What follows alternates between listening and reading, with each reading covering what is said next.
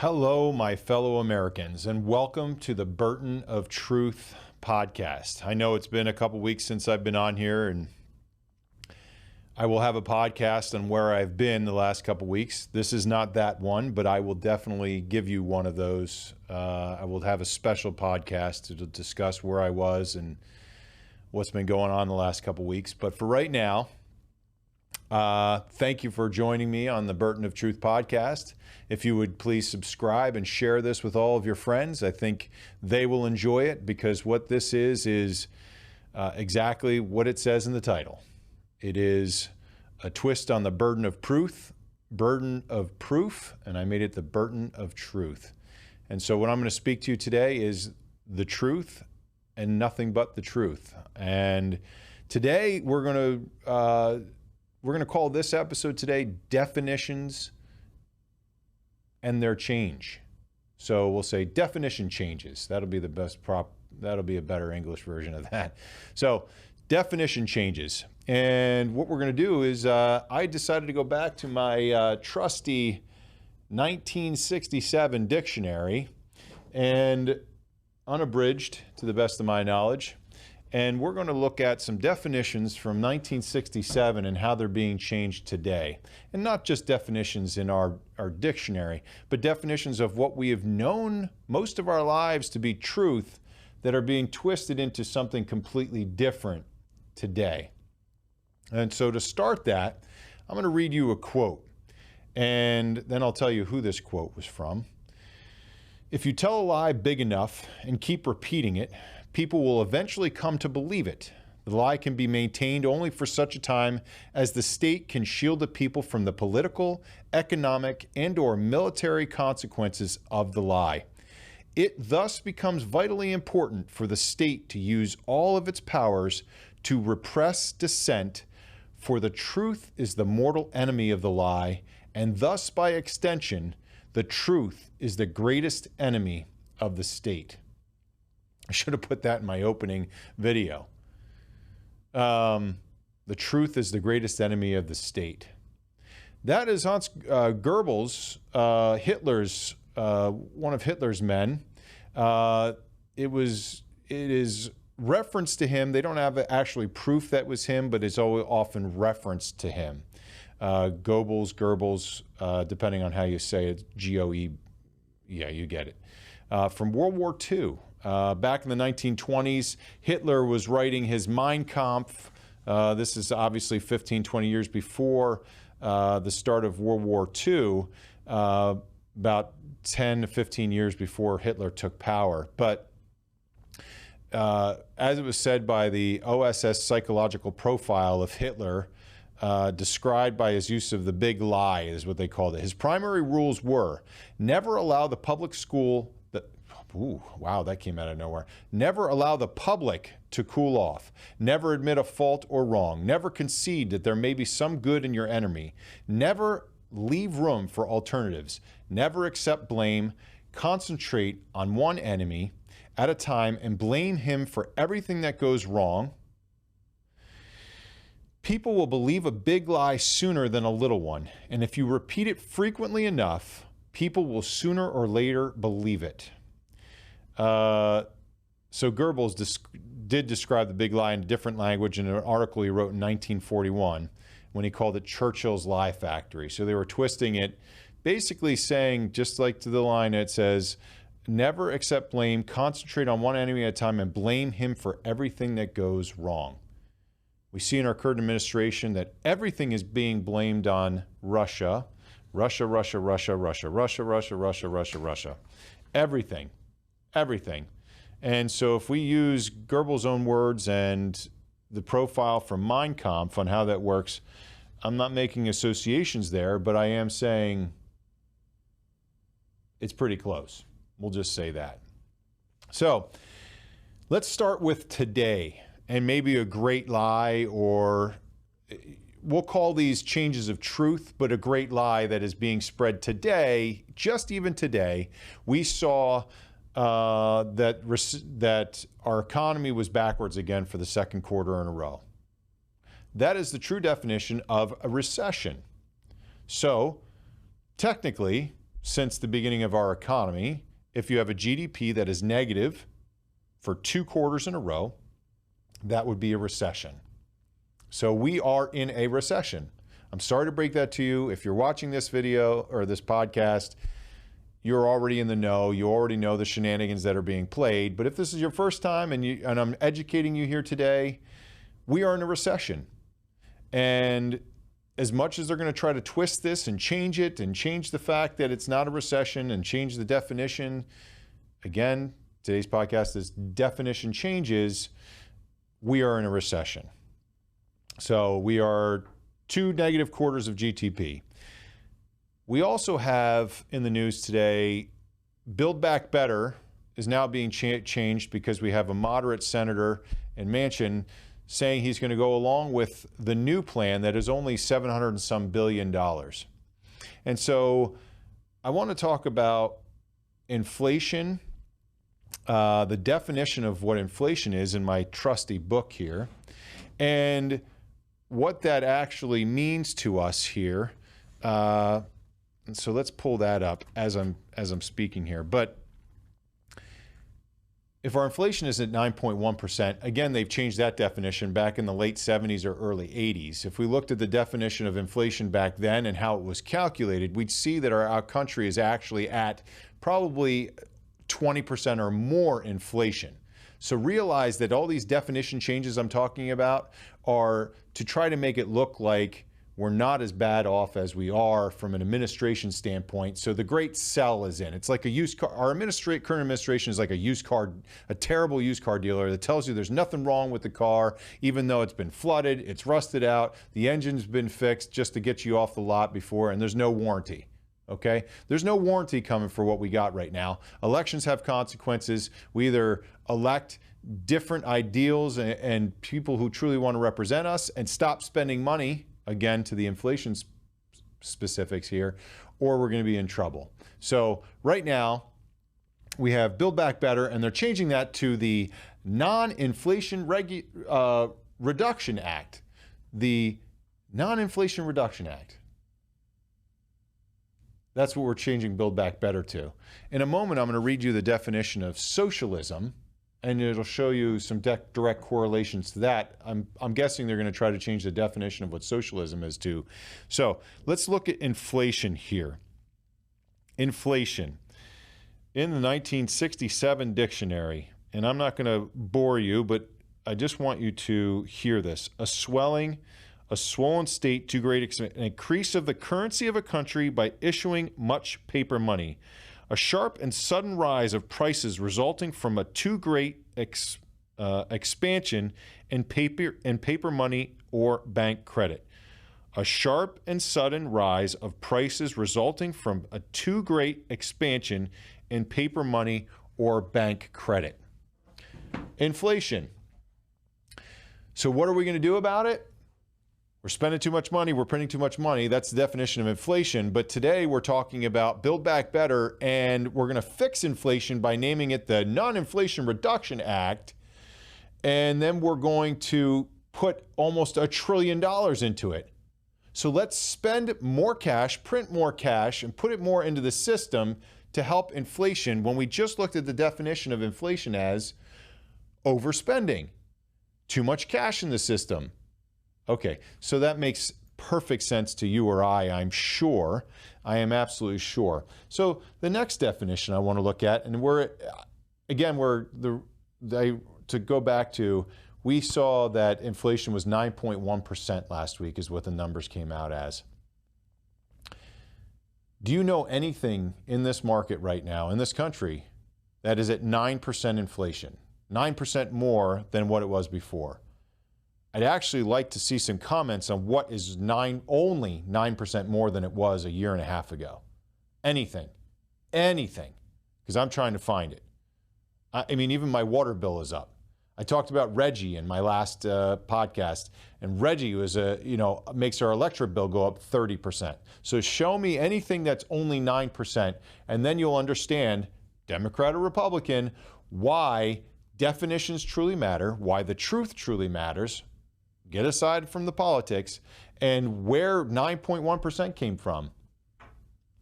I have no idea, because food is not only 9% higher than it was, gas certainly isn't. I can't think of anything less than 20% up from before. But at 9%, each American family is spending over $500 more a month just for their normal needs. I digress. So, socialism. Let's go back to our 1967 dictionary here. I'm going to read you the definition of socialism, and then we'll see how that equates with Build Back Better, how it equates with everything that's going on in our society right now. So let me read socialism to you. Okay, so socialism.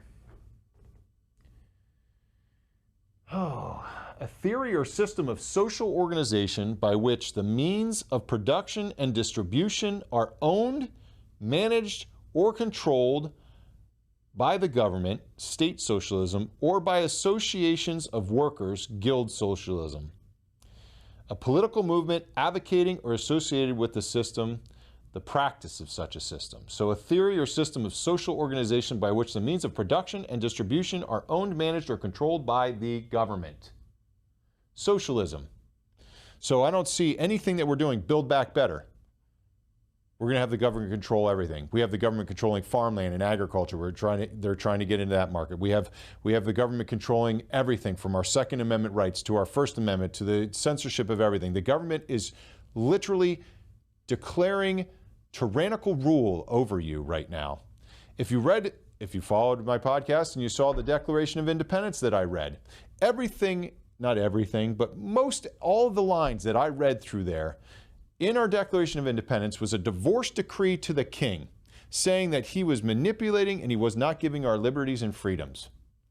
I would ask you to go back to the Declaration of Independence, read it, read the subsettings of what they actually did and what they were complaining about or saying that the king did, and see what is going on today with what our current administration and past administrations have been doing to us. Okay? We can talk about, we'll talk about a few of those things here in a moment. Just read it as an American and realize that your liberties and freedoms are being taken away. And so I'm going to read the Constitution preamble here real quick because I think it fits into this very, very. We, the people of the United States, in order to form a more perfect union, establish justice, ensure domestic tranquility, provide for the common defense, promote the general welfare, and secure the blessings of liberty to ourselves and our posterity, do ordain and establish this Constitution for the United States of America. Promote the general welfare, provide for the common defense. You've all heard it many times. If you haven't, you just heard it again. I'm going to read to you in a moment the oath of office that I swore. And I ask you to, if you've sworn this oath, to reaffirm this oath yourself. So the military oath is, I, Daniel Burton, do solemnly swear or affirm that I will support and defend the Constitution of the United States against all enemies, foreign and domestic, that I will bear true faith and allegiance to the same, and that I will obey the orders of the President of the United States and the orders of the officers appointed over me according to regulations and the Uniform Code of Military Justice. So help me God. That is an oath I swore many years ago. If you're in civil service to this country, this is the same. I do solemnly swear or affirm that I will support and defend the Constitution of the United States against all enemies, foreign and domestic, that I will bear true faith and allegiance to the same, that I take this obligation freely without any mental reservation or purpose of evasion, and that I will well and faithfully discharge the duties of the office on which I am about to enter. So help me God. And then presidential. I do solemnly swear that I will faithfully execute the office of President of the United States and will do the best of my ability to preserve, protect, and defend the Constitution of the United States. All of them. Protect and defend the Constitution of the United States. The military, to the president, and the military officers above me. There's only a few times in history where you don't follow the orders of your officers, and that's if the liberties and freedoms of other people are being taken and the orders are unjust or unconstitutional. I'm going to read to you the definition of treason. That's a big word. not one that's been upheld, not one that's been charged a lot of times in history.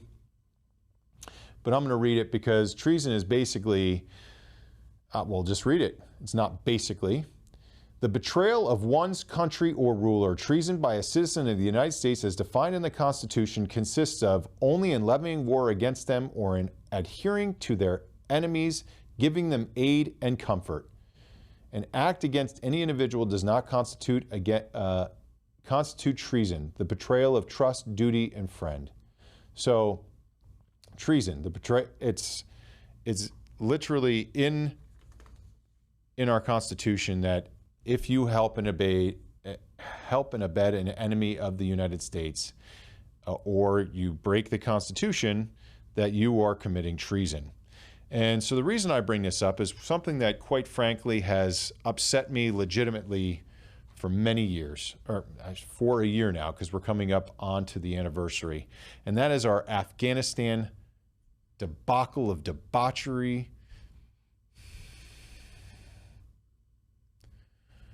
"20 years.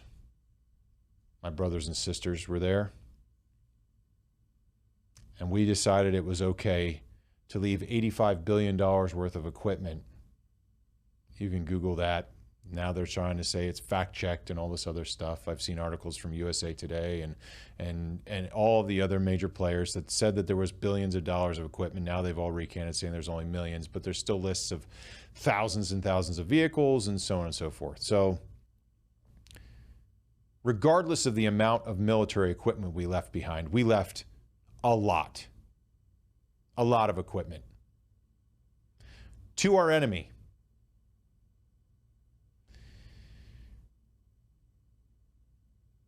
We left our men behind, we left our women behind, we left our citizens behind. We left a multi-billion-dollar airport for China to just take over. That's a whole subject of another speech and video, I guess. But if we look at Article 4, Section 4 of the Constitution, the United States shall guarantee to every state in this union a republican form of government and shall protect each of them against invasion and on application of the legislature or of the executive, when the legislature cannot be convened, against domestic violence. Article 4, Section 4 of the Constitution states, again, the same Constitution that all military personnel, our president, and elected officials swear to protect these United States. We can bring up our southern border and how we've allowed illegal immigrants to be called migrants instead of illegal. It is illegal. We are being invaded, whether you like it or not. 1 million people every month is a huge, significant number. We have sold our strategic oil reserve. Our strategic oil reserve, we can talk about the general welfare of the protection of our country, or the government's, one of the government's main duties is to protect us in times of war, or times of natural catastrophe, in times of anything. We need our natural oil reserve. There's 786 million barrels of oil, somewhere around that area. Right around 786, 790 million barrels is our oil reserve. Our oil reserve is down probably below 480 million now, because this current administration has authorized 1 million barrels being sold a day. Most recently, we have 6 million barrels being sold to our enemy in China. They are not our friend. They are absolutely acting as an enemy. We're selling it to China. And China has just ramped up their strategic oil reserve to 800 million barrels, while ours is down over 30%. We have cut off our oil supply here. We have cut off everything. We have cut down our energy, our own energy and independence. We were 100% energy independent. Now we rely on the rest of the world to make their dirty energy instead of keeping ours clean here. Need I remind you, again, this is a history lesson. World War II was won by the grit and courage of many men and women. But it happened because we cut off steel and oil to Japan. Does anybody forget the Battle of the Bulge? Germany had better tanks And we beat them at the Battle of the Bulge because they didn't have the gas to move those tanks. Energy is a national security threat. Giving away our energy independence is absolutely treasonous to this country and its own sovereignty. Whether you want to believe it or not, whether you like this current administration or president or not, whether you disliked our previous president, it doesn't matter. Look at what is happening right now. The Green New Deal is destroying agriculture. I thought we wanted green. I thought we wanted all these things. It's destroying it. We won't have fertilizers to grow food. We're going to have hungry people in this world. 9 weeks ago, we said that if Russia doesn't release wheat, blame Russia again, if Russia doesn't release the wheat, that African countries were going to starve to death. Nothing's happened. Why aren't we talking about the mass starvation that's about to come to some of these other countries? Why are we not talking about this? We're changing definitions. That's why. We're changing definitions, and we're slowly, actually quickly, moving socialism into a mainstay. And mark my words, the narrative will change. They will blame capitalism, which grew this country to the shining light on the hill that it's been for the last 200 years, capitalism and freedom and liberty. And they're going to blame that for the world's problems. Once Russia's out of the way and they can't blame Russia for everything, they're going to blame capitalism. They're going to blame capitalism on all the COVID deaths. They're going to blame capitalism on everything because socialism is cool. That's what we're teaching in schools now. Change the definition, social studies in your public schools. That are not public schools. They're government schools because the public can't go to it. Public has no say in it. They're government schools. Again, definition changes that matter, regardless of political affiliation. If you are not listening right now, you need to wake up and realize what is coming in the next few months. This world will forever be changed from what you know. It is being changed as we speak, and they're changing it through history, changing history and changing definitions. I get pretty fired up about this. Let's riot versus peaceful protest. We're calling January 6th the riot. Okay, maybe to some degrees, if we looked up the definition, I did not, we can look at what that is. But a peaceful protest where actually police officers are being killed, people are being killed, buildings are burning, state buildings are being burned, police departments are being burned. Those are peaceful protests. But now I don't see any imprisonments for any of those. But we're seeing people going to jail for 5 years over the errors of our current Speaker of the House, who should have gotten the extra security, who was offered it 4 days before. And let's not forget, when we change these definitions, have we changed the Speakers of the House definition and their job duties? Their job duties is the ultimate security of that Capitol. If it was a Republican in office when January 6th happened, if it was a Republican in office, they would have been forced to resign because it is their responsibility. The security of the Capitol building is ultimately the responsibility of the building manager, we'll say, which is the Speaker of the House. But now we're going to blame somebody else. Again, definition changes. Due process. What about the men and women who have been in prison for the last year and a half because of January 6th? I'm not saying they should have done what they did, and I'm not saying they shouldn't be in trouble. But due process is also listed in the Constitution, and we took that away. They've been in jail the whole time without hearing, without lawyer contact. What country is this? I feel like we've reverted to Venezuela, which Bernie Sanders resorts to as a real American-driven country, trying to have the American dream, whatever he said back in 2012. We imprison our political differentiators. Provide for the general welfare. I'm going to hit on this one real quick, and this is probably going to get... I'm going to speak nothing but the truth, so I will challenge YouTube to remove this because I'm just going to read exactly definitions from the CDC and from other places, so they can fact check away all they want. But provide for the general welfare. If we go back to the 20s and 30s and the Great Lie, originally that started with, we'll say, racial hygiene, where they were trying to say, they originally said that the Jewish people were trying to take over all of these countries in Europe, and that's why they should be eradicated. And then they're cleaning the hygiene of humanity by getting rid of these. And it was the Great Lie. Again, back to what I started this podcast with. And so we have all of that of the 20s and 30s, and they move into the Great Lie, and then that's how Hitler eventually comes to power, and people start believing him. And then the entire country believes that Great Lie, and then they start fighting a war over it. Today, something that came out of that Great Lie and that racial hygiene was the Nuremberg Code, the Nuremberg trials. You've heard them. And so you've heard trust the science. So I guess what I want to kind of do is I want to read a definition of science, what science in 1967 actually meant, and then we'll fast forward to what it actually means today. So science, knowledge of facts and laws arranged in an orderly system. So science is verified knowledge, that is knowledge that can be validated and communicated to other people. So there's science, trust the science, right? Unfortunately, we had no knowledge of COVID.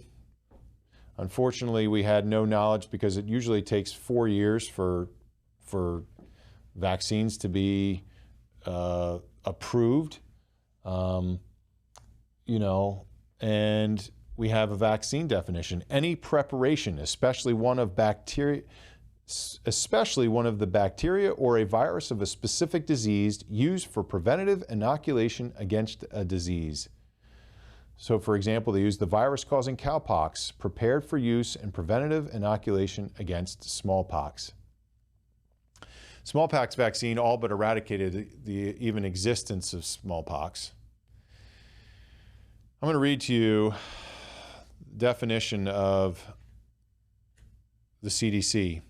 The CDC changed its definition of vaccine from so this was the original definition of a vaccine, a product that stimulates a person's immune system to produce immunity to a specific disease, protecting the person from that disease. They change it to a preparation that is used to stimulate the body's immune system response against diseases. They changed the definition of vaccine within the last year and a half because the vaccine that they were promoting out here does not fit any of the definitions of a vaccine because it doesn't keep you from getting the disease. It didn't eradicate the disease. It didn't even use portions of the disease to boost your immune system against that disease. So again, it doesn't follow any of the science behind that. Specifically, then, it also is experimental and gained experimental authorization, if you recall all of that. So again, fact check me away. You can look at all my definitions and all of my dictionaries. I'm right. And here's where it's going to get even more interesting. So we have emergency authorization of an experimental drug to try to help. Okay, so then we go back to, again, the Great Lie. I'm not saying this is what this was, but this is where the Nuremberg Code came from, was because of racial hygiene, another nice way of saying eradication, and concentration camps, which we'll get to in a second. Here's the 10 points of the Nuremberg Code, and I'm going to read them. And I don't want your eyes to bleed here when you're listening to this, but I want you to think, and then you can look it up on your own. But the voluntary consent of the human subject is absolutely essential.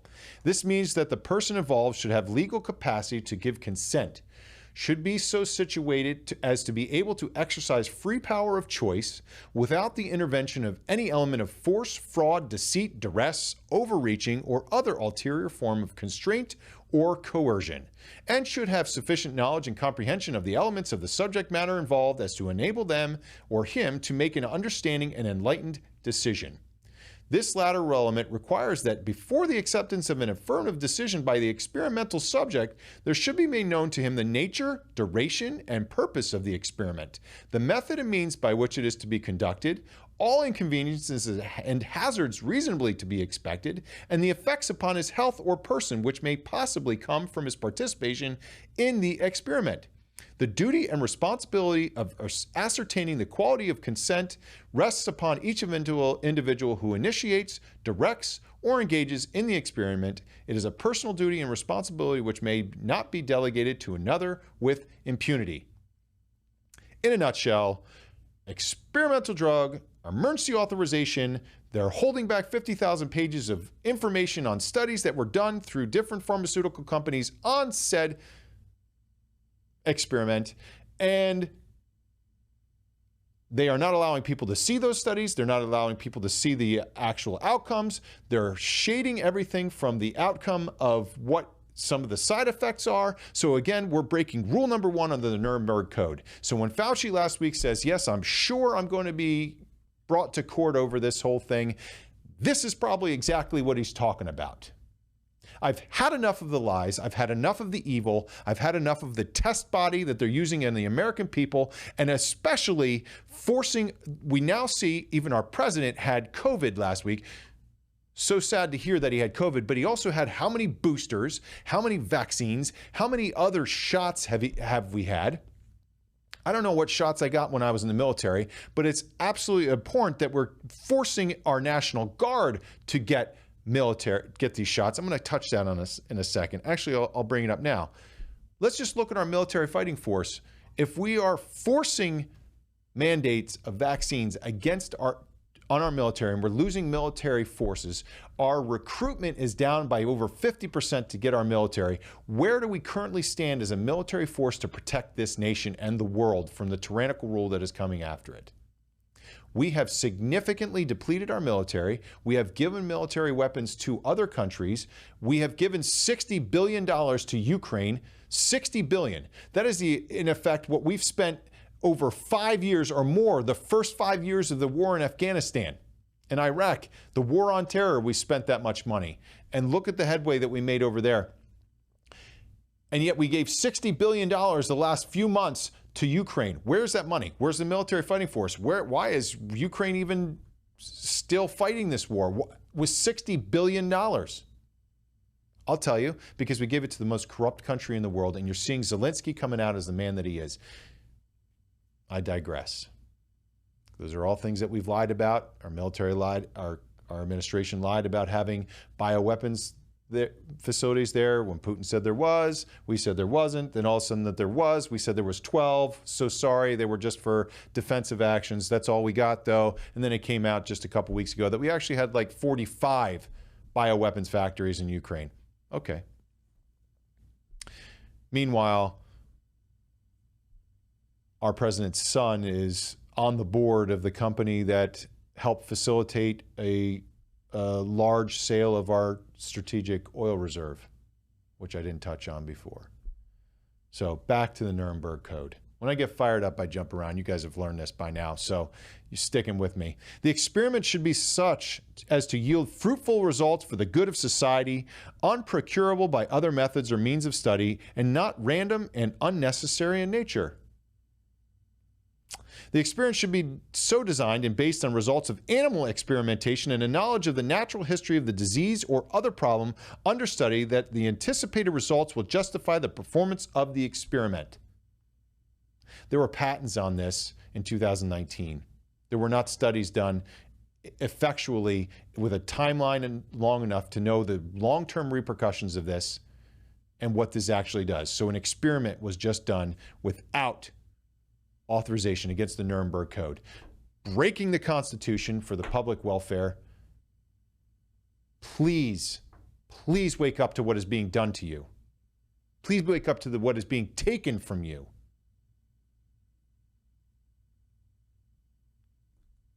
Go enjoy a movie with your family while we still can. The experience should be so conducted as to avoid all unnecessary physical and mental suffering and injury. The VAERS system. Too bad we only get about 1%, 1 to 5% of actual reports of VAERS, of inoculation or vaccination injury or death.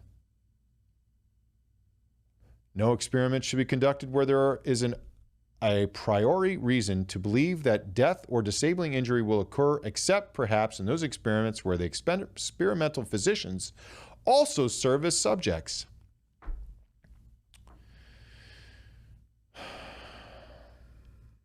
Proper preparation should be made and adequate facilities provided to protect the experimental subject against even remote possibilities of injury, disability, or death. How many pilots have been grounded? How many military forces have been grounded because they are getting blood clots, lung issues, reproductive issues? We don't even know what that's coming, but we're seeing all kinds of studies now that impacts reproduction in our little boys and little girls in this country or all over the world from these things. We've seen reports in science, trust the science, of liver changes in DNA. I know I'm getting lengthy. During the course of an experiment, the human subject should be at liberty to bring the experiment to an end if he has reached the physical or mental state where continuation of the experience seems to him to be impossible. We're still forcing it upon our military or telling them to get out of service.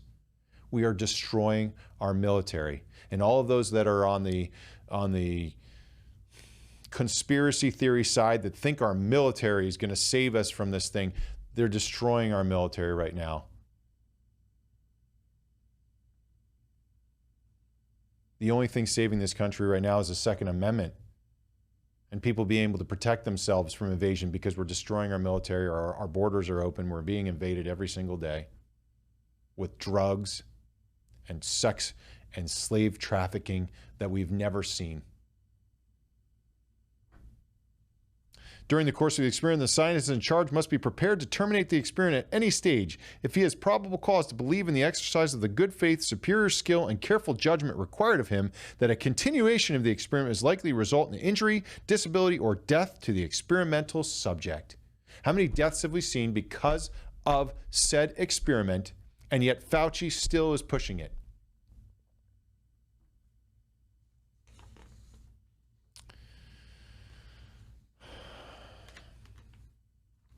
My fellow Americans, regardless of you call yourself a liberal, conservative, Republican, Democrat, moderate, independent, please realize that I love this country and every single one of its inhabitants and citizens. I'm a man of God. I trust in the Almighty Father. And I know evil when I see it. Go back and see my If I Were the Devil podcast, and you'd see what I'm talking about. We are under absolute attack by evil, and evil is tyrannical rule that wants to take away your freedoms and your liberties. What are you going to do about it? What are you going to do about it? What is your line in the sand? Did you ever expect to have conversations with your kids about, hey, we need to make sure we're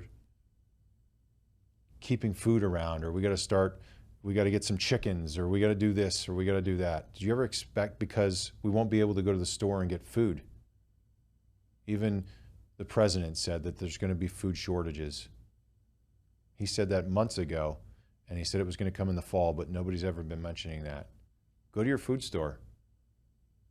Take a look at the shelves. They look full, but look closely. Stores are trying to promote the lie that they still have stuff on the shelves, so they'll throw something else on the shelves that shouldn't be there to make it look like the shelves are still full. Walmart just shows gross earnings are down. We're in a recession. We don't have people that want to work.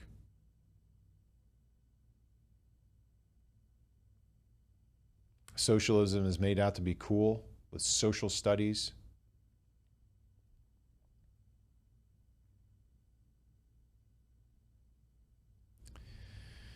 Some other recent changes, obscure changes in the narrative or in definition.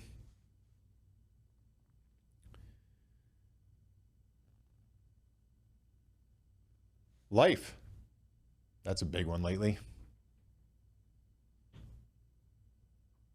Definition of life. You know what the definition of life is. Actually, we can't have anybody even answer what the definition of life is recently.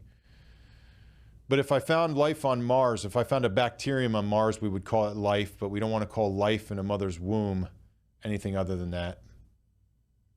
Science is, like I said before, is the known fact of what it is. So if we know that a cell creating more cells and growing into a fetus and an embryo and is life, because science has told us that for the last, since the beginning of time, that we want to call it something other than that what it is now to make somebody feel better. It is life. We've changed the definition of a woman. We have a Supreme Court justice right now that can't even define what a woman is. In my dictionary, it defines a woman as a female human. But yet we want men to be able to call themselves women and play on women's sports teams. Here's my personal and humble opinion. A woman is the most powerful force in this world. They create life. To demean them in any other way by allowing a man to call himself a woman, where's the feminists at?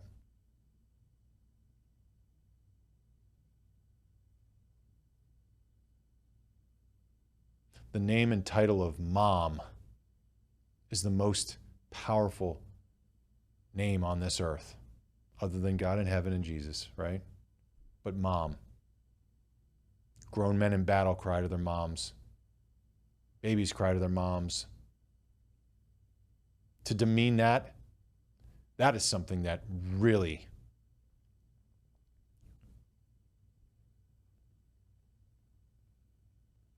your mom, if it weren't for her, you wouldn't be here.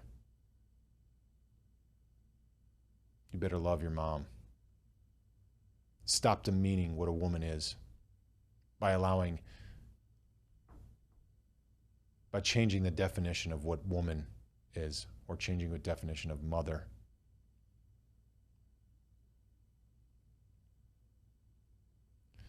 Recently, we have a CNN article that changes the definition of what Christianity is. They're now calling Christians racists.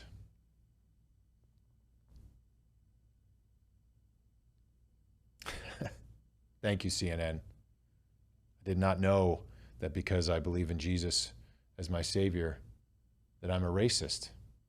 I just thought that being a Christian was following Jesus' word, the good Bible, where it has strong definitions that don't get changed, and loving others, hating evil. That's what Christianity is to me, but thank you, CNN, for clearing that up for me. Oh, my favorite, last one. Thank you for your service, veteran, but if you're a conservative veteran, you're probably one of the biggest threats to our nation. We've heard that over the last couple administrations too, specifically the one before Trump. One of the greatest risks from Homeland Security, your Christian conservative veteran, right-wing terrorist, whatever they want to name it. Labeling Christians as the insurrectionists on January 6th. Do you see the big lie? Do you see the Mein Kampf games? Do you see what is being done? Blame Russia. Blame capitalism. Blame whatever you want. Blame whatever it is, as long as it's not the true cause of the issue.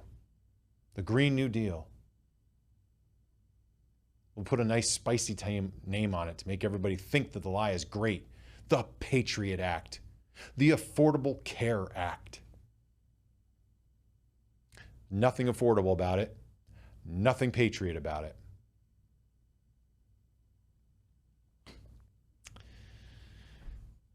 Boy, you made it this far. I appreciate it. Thank you. Thank you. I had to get a lot of that off my chest. It's something that I went down a rabbit hole the last week on and needed to put it in words. And I hope that you take some of this and you go and do your own research and be careful, because it does bring you into a deep pit of a little bit of despair. But let me tell you this, the more that we can speak the truth, the more that we can show our love through truth, the more that we can shine light on darkness, evil, the more that we can shine light upon the evil with the truth, the better the outcome of the war. But also, my brothers and sisters, we've already won the war. There's going to be a lot of battles, but we are called upon to stand up and speak the truth, to seek and speak the truth. And that will shine the light in the darkness against this evil that is coming for your freedoms and liberties and the world over. Keep your eyes on the heavens above. Read your Bible, because there's nothing but truth and definition in there, and you will be able to see the lies for what they are. God bless all of you. God bless all of you. God bless these United States of America. Please, Lord, give us the opportunity to bless you once again with